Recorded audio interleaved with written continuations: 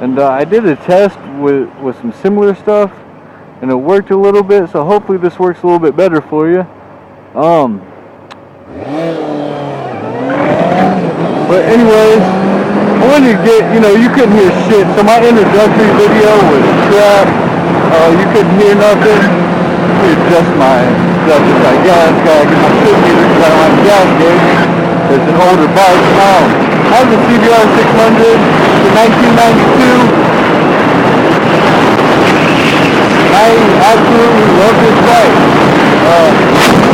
I know it's old and shit, but you know what? You can't put an age on love. I love the bike. I actually almost didn't get this bike. I was actually, I was shopping around, and I was actually about to get a Suzuki Katana 750. But when I was on my way to get the bike, the guy actually called me and said he sold it already, that motherfucker.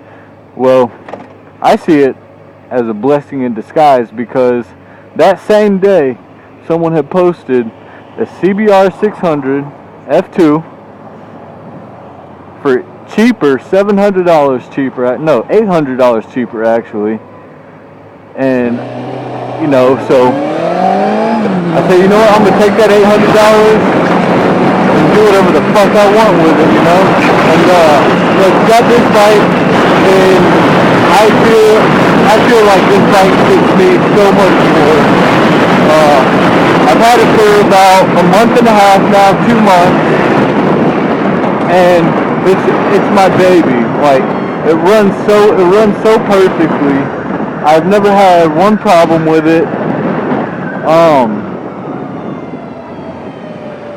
I mean, it's a lot faster than that Katana would be, but it's still a good first bike in my opinion because, it's not as wicked fast as the new RRs are.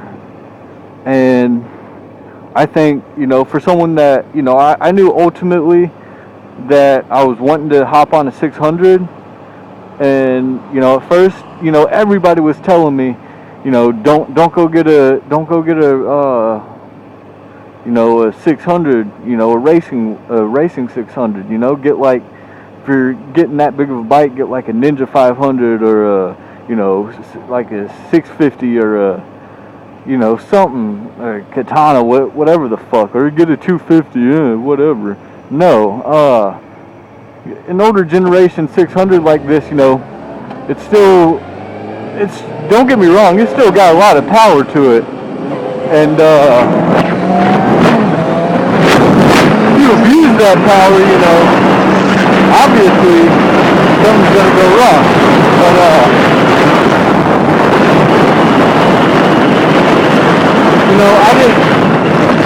I knew that I was gonna go into a 600,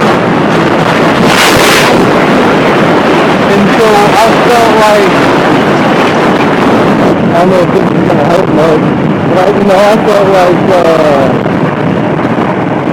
get this older generation, with a little bit less power, will give me a very good introduction, to the RR type models. It will give me a good feel for, the weight. This is actually a lot heavier. I think it's like something like 50 pounds heavier than the new RR models. Oh, yeah, right street. Which is amazing, if you run on a heavier bike and then go get a bike that's 50 pounds lighter, you'll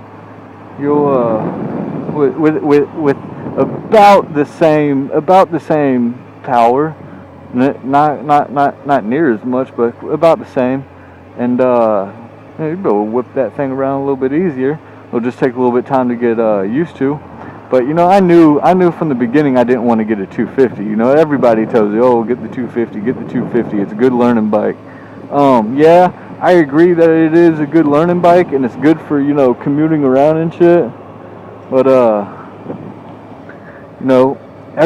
lot of other people also told me that I get bored with it very easily. And I knew that I would. I knew, going into the motorcycle world, I knew that I wanted to get a 600. I mean, I knew that from the beginning. And I wanted to find a bike that would help me into that, because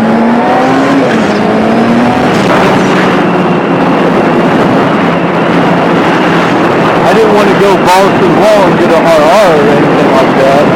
I didn't want to throw myself off the back.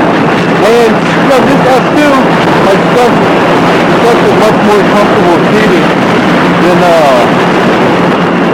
any other newer sports bikes nowadays. I could ride this thing for hours, and I do. I ride this thing for hours at a time, and I don't ever get tired. And I honestly, this model, this type, Honda, I mean, I love Honda. I've been riding dirt bikes since I was like 14, so I'm really comfortable with the shifting gears and the controls and all that. So it was just this second gear that seems to happen on this bike. Sometimes high RPMs, I'll miss second gear.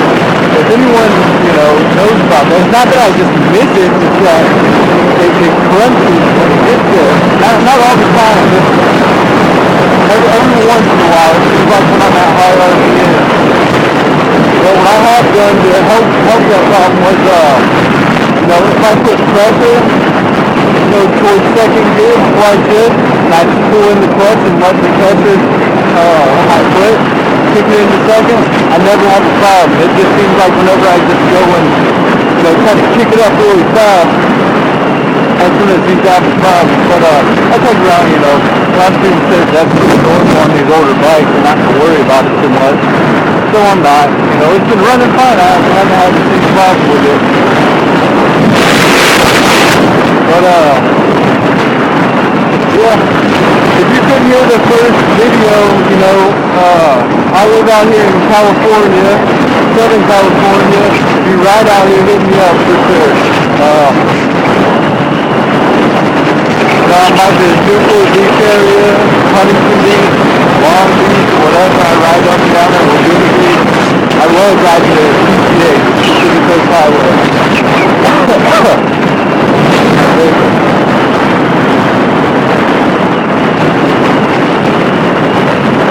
And what I love about, I just moved out to California like 8 months ago, something like that. And I really love it out here. I really do. You can lane split. I mean, this is, to me,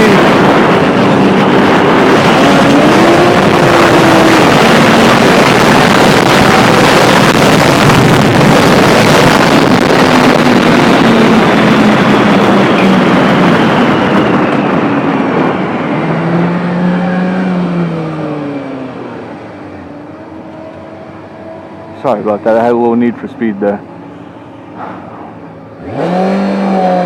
Sucks that the light wasn't green, I had to fucking stop immediately. But yeah, that Mustang pulled out in front like he wanted to race or something, so I had to drop it down a little bit and show him that his car ain't shit to me. After riding a motorcycle for a while, especially a 600, a racing type bike, you really get the picture that cars don't have shit against you. They don't have shit on you. I mean, unless it's top end, which by the time they catch you top end, there's not a road long enough for them. By the time you get to your top speed and they get to their top speed, I don't know of a road that is long enough to allow them to catch up to you. I mean, they'd be like miles long of straightaway. Why people decide to pull out in front of you is beyond me. I fucking hate it. But you know what? I really don't care, because I get to get out in front of them anyways if I want to. Watch out, man. You see? Yeah.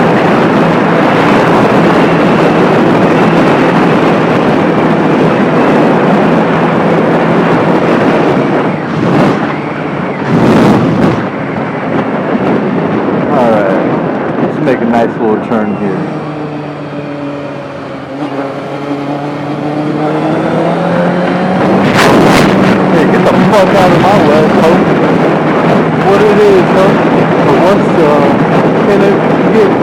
uncut.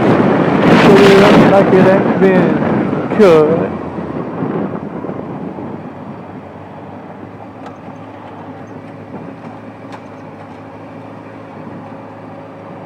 Let's go.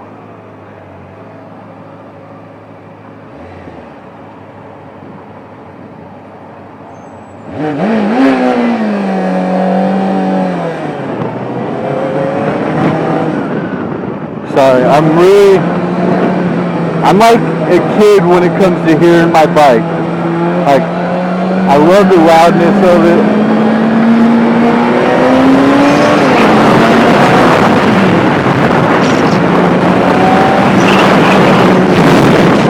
Oh, what the fuck happened right there? Oh, weird.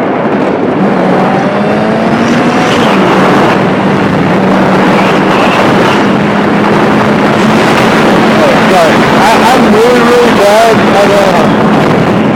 really bad at leaving my turn signal on. I don't know how many of y'all are bad at that too, but I'm like really bad at that.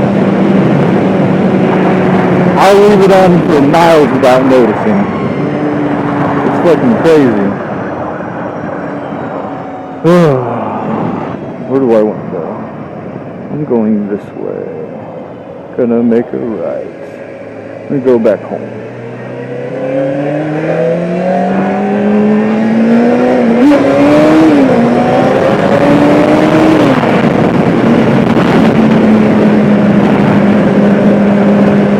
Yeah, so I think it's you know, I usually try my best just so you're not sitting there thinking I'm a fucking squid or something. I always try my best to go the speed limit, or you know, best 10 miles an hour over, but I am still like in the process of loving my bike, like having fun with it, so I like to get up to that speed quickly, quick as a motherfucker, as quick as I can, you know, and judge me if you will, but I really don't think you can judge someone for having a shitload of fun. You know what I mean?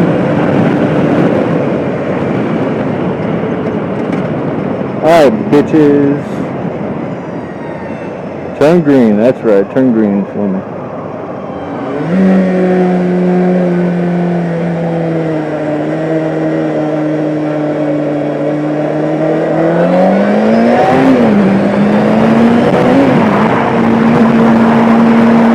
I'm almost home, so hopefully you can hear me a lot better in this video than the other videos because of, you know, the shit I keep in my mouth, and hopefully you can feel for who I am.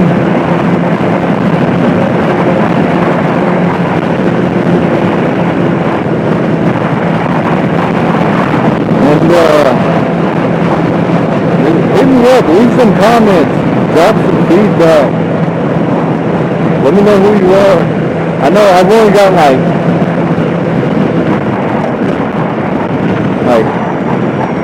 less than 100 views of the 3 videos, but I think it's like 125 views or something like that. A crazy low amount, but fuck, I might have to run this red light. This light never picks me up. Hopefully someone comes up behind me. Hello, you're on camera. What's up, girl? Oh, come on, someone come behind me. Fuck. I hate having to run red lights. I've done it like twice before, and it's always scary. You always get the feeling that there's a cop or something behind you, you know. But alright, well, that was it. I'm gonna go ahead and cut this video out. Alright, well, leave me feedback, drop by, whatever, do whatever the fuck. Watch the video, don't watch it, I don't care. Peace.